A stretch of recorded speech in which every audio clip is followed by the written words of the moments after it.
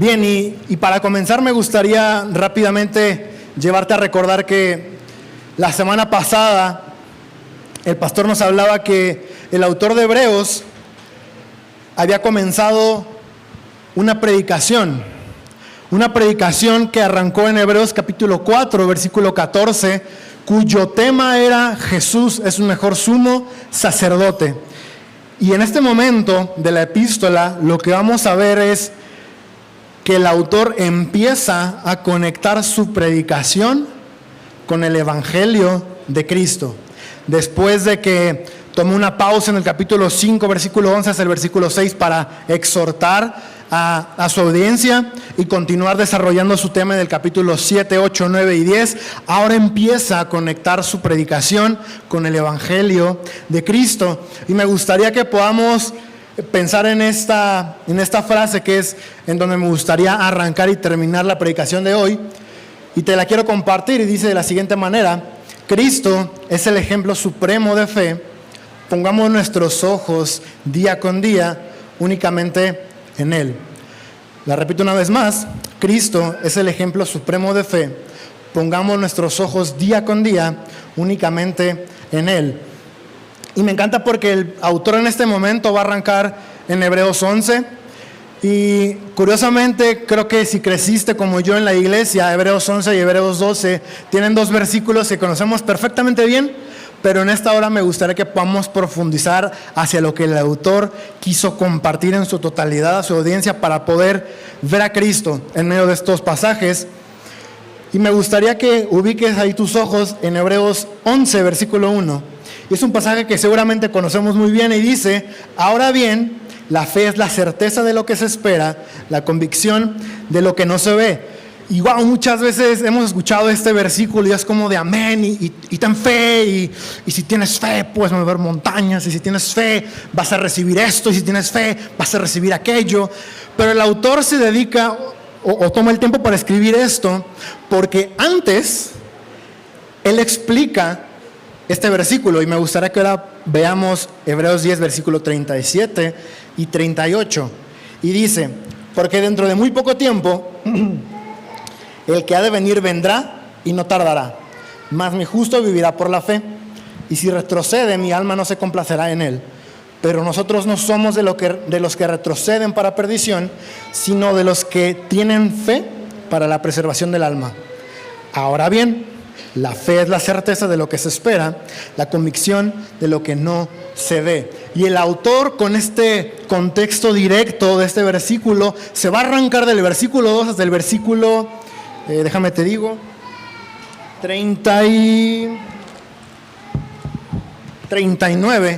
Se va a arrancar a compartir un chorro de ejemplos judíos. Recordemos que su audiencia eran judíos, y él empieza a mencionar personajes, eventos históricos, arrancando por la creación, luego avanzando hacia Noé, Abraham, Moisés, los reyes, los profetas, y empieza a hablar de estos casos, de estos testimonios de fe, para cerrar con algo, con una idea. Y es lo siguiente: si me acompañas a leer el versículo 39 de Hebreos 11, dice: y todos estos que te acabo de mencionar, que tú conoces en tu contexto, que tú conoces porque son tus predecesores, tus ancestros, y todos estos, habiendo obtenido aprobación por su fe, no recibieron la promesa. Aquí es muy importante detenernos porque dice no recibieron la promesa, y no significa que el autor está diciendo no, pues Dios faltó su palabra o Dios te mintió. No, lo que está diciendo el autor es no recibieron la promesa porque muchos de ellos murieron antes de verla cumplida.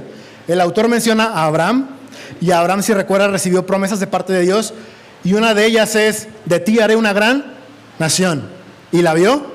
No, vio a Isaac, pero no vio el cumplimiento como tal de su promesa. ¿Y cómo le llamamos a Abraham? El padre de la fe. Menciona el autor también a David.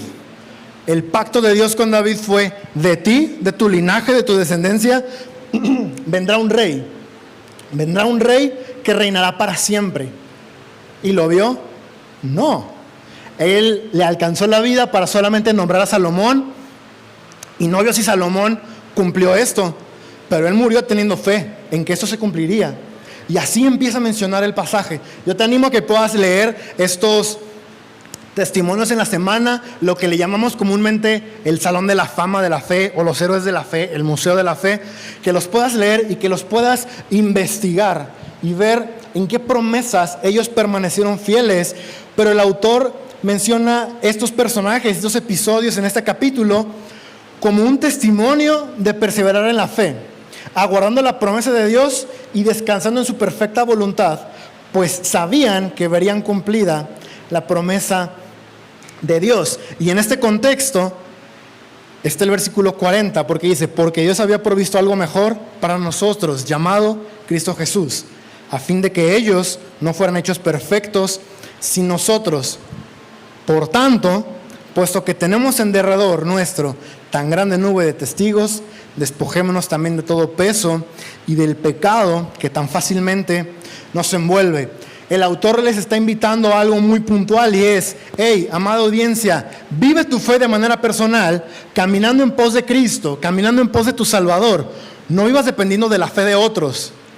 Velos como un testimonio de cómo ellos perseveraron en la fe. Y si recuerdas, para este momento de la carta, el autor lleva tratando este tema de permanecer firmes en la fe desde el capítulo 2 y lo continúa repitiendo capítulo 2, capítulo 3, capítulo 5, capítulo 6, capítulo 7, capítulo 10.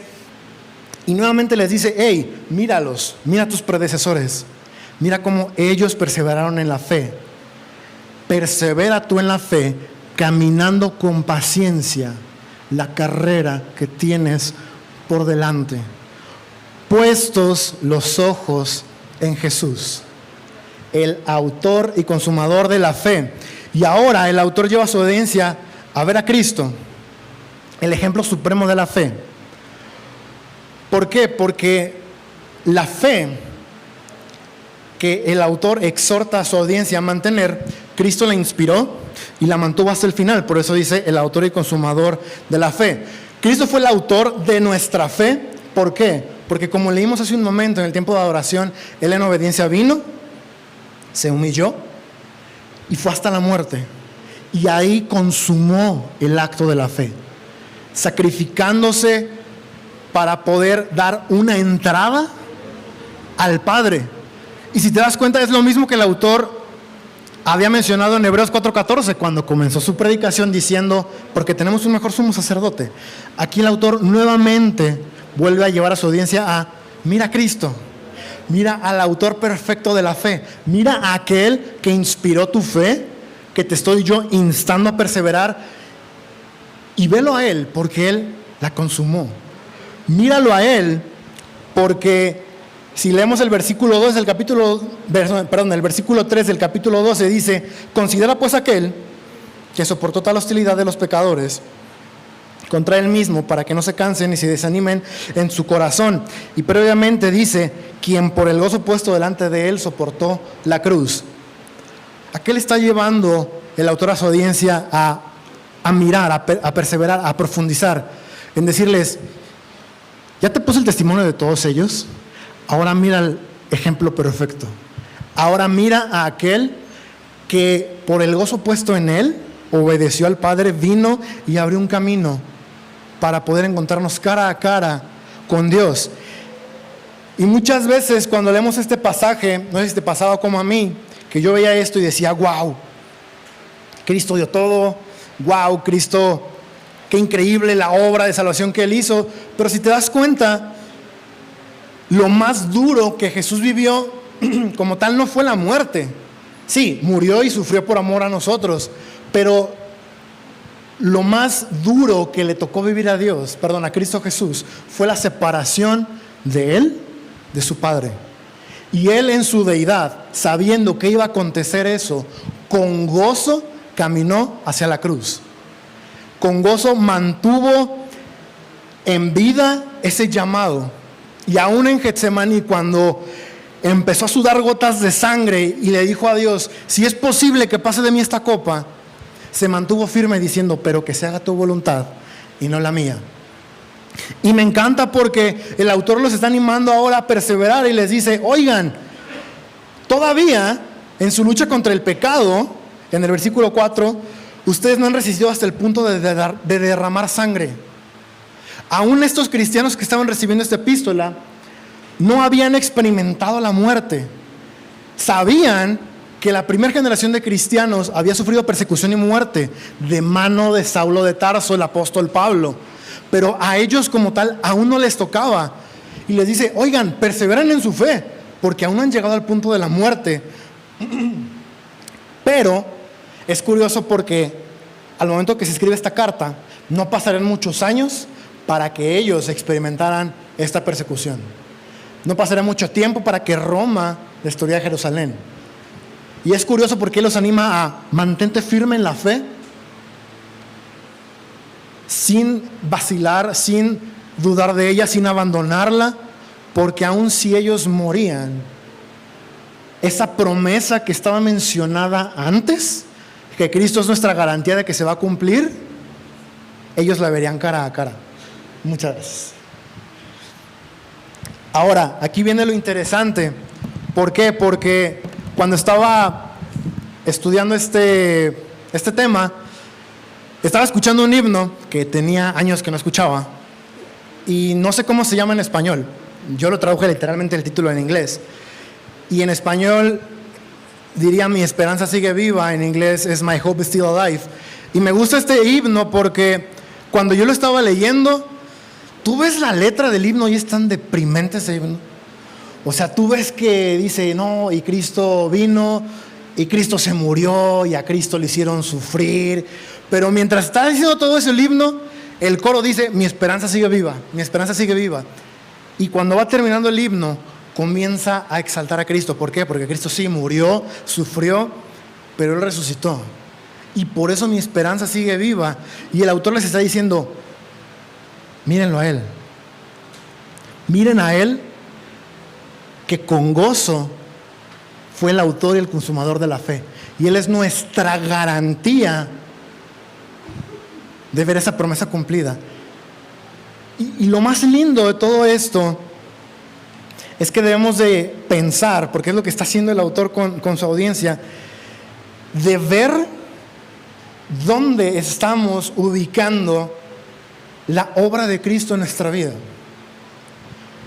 Porque el autor les dice, oigan, Él es el ejemplo supremo de la fe.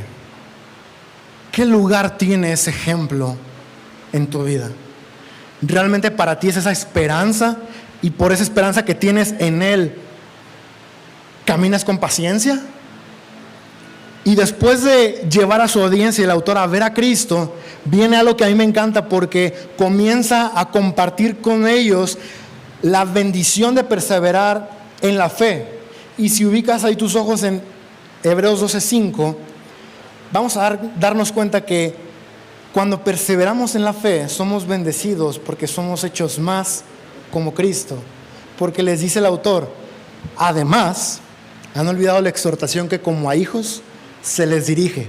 Ahora pasa de decirles, vean a Cristo, a decirles, vean a Cristo porque gracias a lo que Él ya hizo, tú eres llamado un hijo de Dios.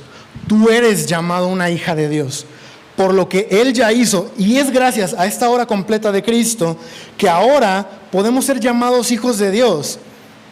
Y en medio de este recordatorio que el autor utiliza para que su audiencia recuerde que son hijos de Dios, les dice, no quites tus ojos de Cristo, porque fue gracias a la perseverancia de Cristo que ahora podemos experimentar una de las mayores bendiciones de ser ser llamados hijos de Dios, la cual es ser disciplinados por Dios. Suena raro porque este pasaje muchas veces yo lo había escuchado en el contexto de juzgar, ¿sabes? De que pasaba algo en la iglesia y va a ser disciplinado por Dios y te aguas, porque ya pecó y te pasaban al frente, al menos en mi iglesia, era de que te pasaban al frente, toda la membresía veía, te condenaban y ocupaban este versículo, ¿no? Diciendo, es que Dios te va a disciplinar. Y duele la disciplina de Dios. Pero nada más lejos de la realidad, porque el autor viene diciendo, mira a Dios, mira a Cristo, Porque al ser llamados hijos de Dios y al poner nuestros ojos en Cristo, quien es el autor y consumador de la fe, experimentamos su disciplina en medio de mi caminar cristiano. ¿Y cuál es esa disciplina? ¿En qué la puedo resumir? Bueno, Hebreos 12, 5 al 10 me explica cómo funciona la disciplina de Dios y la engloba en el versículo 10 diciendo: pero Él, Dios nuestro Padre, nos disciplina para nuestro bien, para que participemos de su santidad. Y esto es lo increíble de la disciplina de Dios, porque esta disciplina tiene un propósito tan sublime. Y este propósito nos lleva a poder experimentar que es a través de ella que podemos ser más como Cristo. Literalmente, su disciplina nos lleva a ser más santos. ¿Y de quién depende? De Él. ¿Y quién la comenzó? Cristo. ¿Y quiénes fueron invitados? Nosotros. ¿Y cuál es nuestra invitación? Mira a Cristo perseverando en la fe, porque Él es el ejemplo perfecto. Y gracias a lo que Él hizo, tú gozas de esta bendición y generosidad de Dios llamada disciplina. Porque en palabras más coloquiales le llamamos a esto santificación. Y la santificación en la cual tú y yo, si somos hijos de Dios, estamos caminando, comenzó por Cristo. Depende de Cristo y se verá culminada en Cristo Jesús. Esta es la disciplina de Dios. Y está, no sé si tú lo logras ver de esta manera, pero el autor les está diciendo: disfrútala. Disfruta que Dios te discipline. Es más, incluso me atrevería a preguntarte, no levantes la mano, pero me encantaría preguntarte: ¿has experimentado la disciplina de Dios? Y si sí, muy probablemente, como dice el versículo 11, al principio no te gustó. Dijiste: Dios, chale, ¿qué te pasa, no? ¿Por qué? Voy a contar un poquito de lo que me pasó en un proceso de disciplina de parte de Dios. Yo dije: ¿y yo por qué? ¿Y por qué la otra persona no? Y después fue de: por eso. Porque esa persona también es tu hijo y yo también soy tu hijo. Y con esa persona tú tienes un proceso de santificación y yo también lo estoy viviendo. Y no me gustó al principio y me tardé, créeme, meses en entender este versículo. Y el pastor Héctor me lo repetía y me lo repetía. Y le decía: o sea, sí, pero ¿cómo? Hasta que lo entendí. Y dije: wow, el mismo Salvador que yo necesito, lo necesitaba esta otra persona.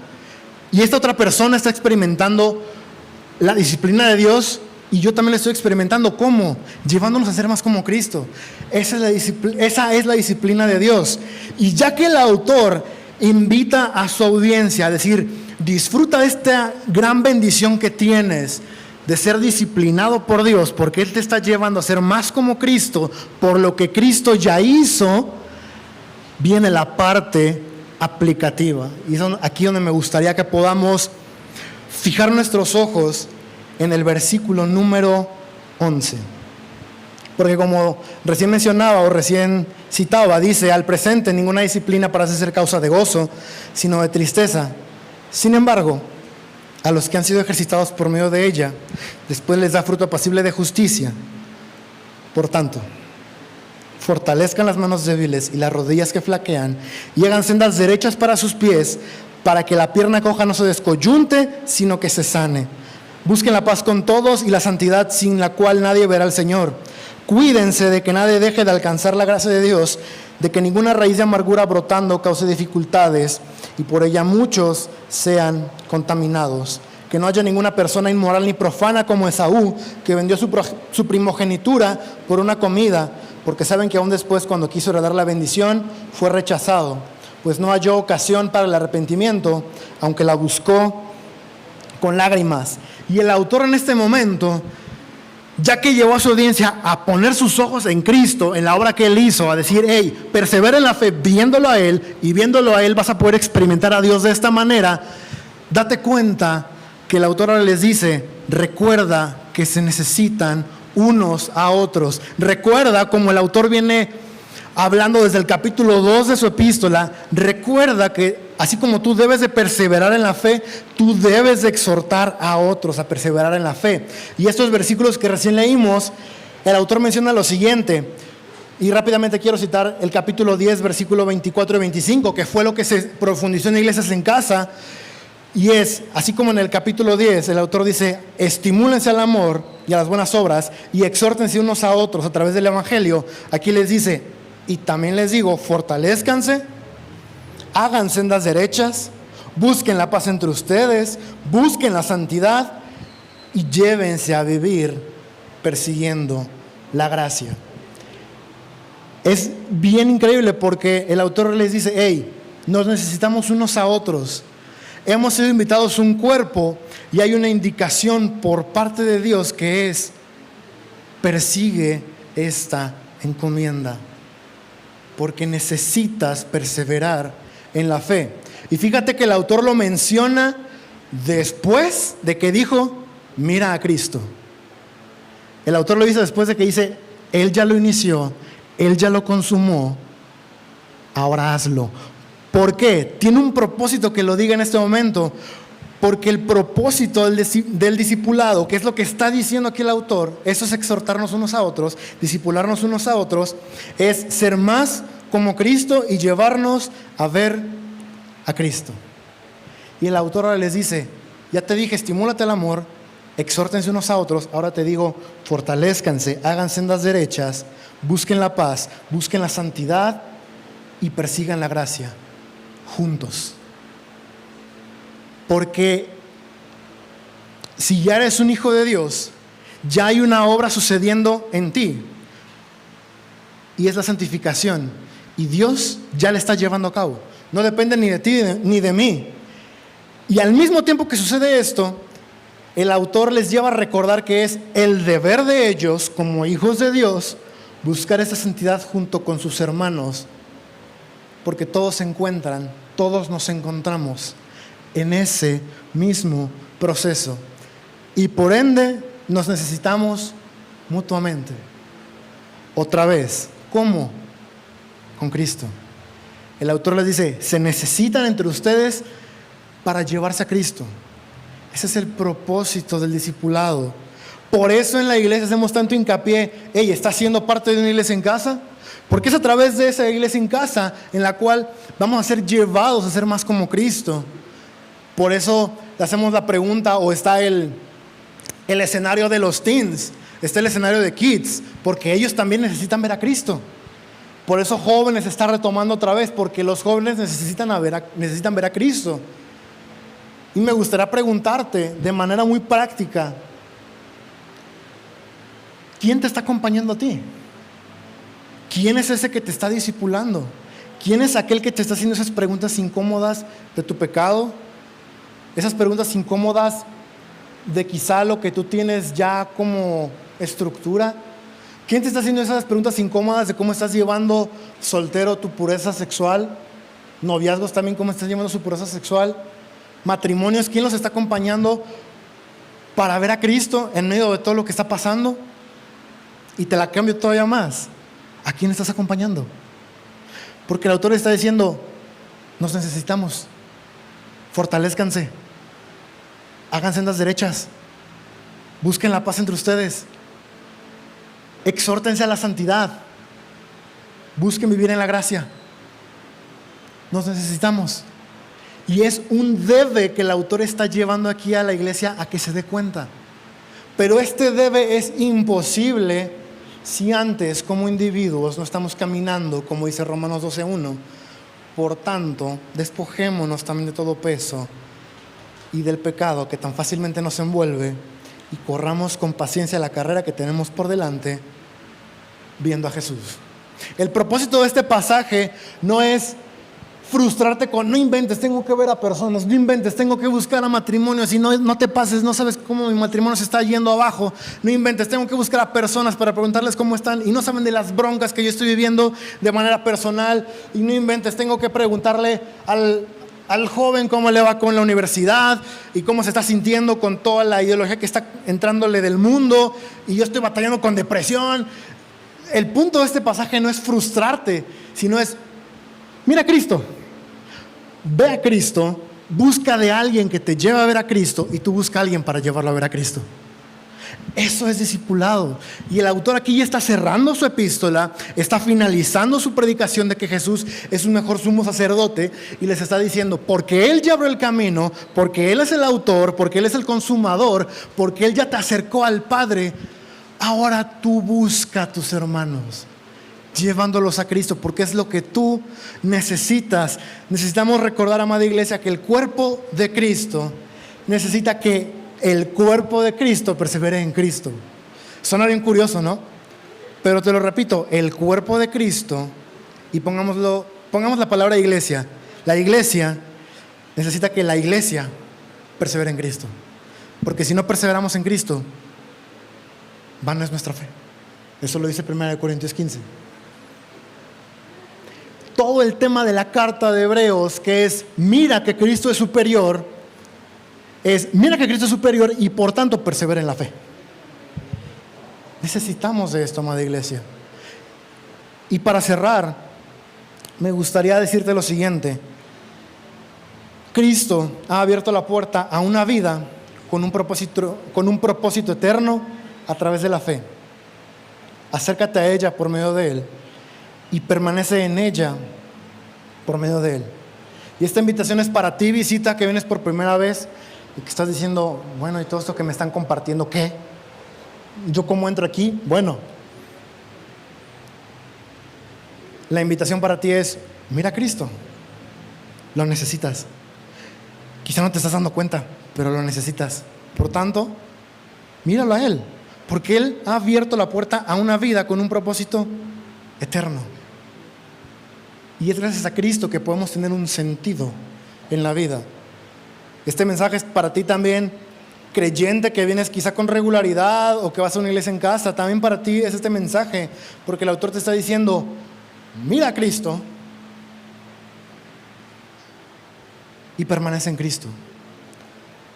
No olvidemos que Cristo es el ejemplo supremo de fe. Y pongamos nuestros ojos día con día únicamente en Él. El autor comienza a cerrar el capítulo 12 en el versículo 24 y dice, y a Jesús, el mediador del nuevo pacto, y a la sangre rodeada, que habla mejor que la sangre de Abel. Y el autor empieza aquí a citar que nos espera una esperanza sublime en el cielo. Y ocupa como ejemplo el monte Sión y la Jerusalén celestial. Y les dice ahora a su audiencia, mira allá, pon tus ojos en el futuro y eso te espera. Pero para llegar allá, permanece en la fe. Es bien loco como Cristo, que fue el autor, fue el que te buscó a ti, el que me buscó a mí. En mi caminar de fe, Cristo me invita a verlo a Él, porque Él está conmigo. Y en mi final, Él me está esperando. Por eso el autor les dice, Jesús es el ejemplo máximo de la fe. Camina día con día buscándolo a Él. Me gustaría que para finalizar puedas meditar en lo siguiente. Medita, ¿dónde está tu fe en Jesús? ¿Cómo que medita dónde está puesta mi fe en Jesús? Sí. Día con día pones tus ojos en Él. Día con día crees que Él te puede ayudar a resistir la hostilidad del mundo y del pecado. Día con día crees eso y por tanto te despojas del pecado que tanto nos estorba. ¿O le estamos creyendo más al afán del mundo? Y quizás estamos cayendo en la fe de otros y en escuchar la fe de otros en vez de tenerlos como un testimonio para que caminemos en una fe personal. Medita si realmente Jesús es el que le está dando sentido a tu vida y puedes decir esto, Jesús es mejor. Cuesta, pero persevera. Cuesta, pero busca a alguien que te acompañe. Cuesta, pero busca a alguien para acompañar. Porque nos necesitamos, amada iglesia. Nos necesitamos para fortalecernos. Nos necesitamos para guiarnos en las sendas derechas que son en el Evangelio. Nos necesitamos para vivir en paz unos con otros. Nos necesitamos para llevarnos a vivir en santidad. Nos necesitamos para vivir en la gracia. Y lo más importante, nos necesitamos porque necesitamos de Cristo. Pero Él ya hizo todo. Y Cristo dice: yo ya lo hice. Mírame a mí.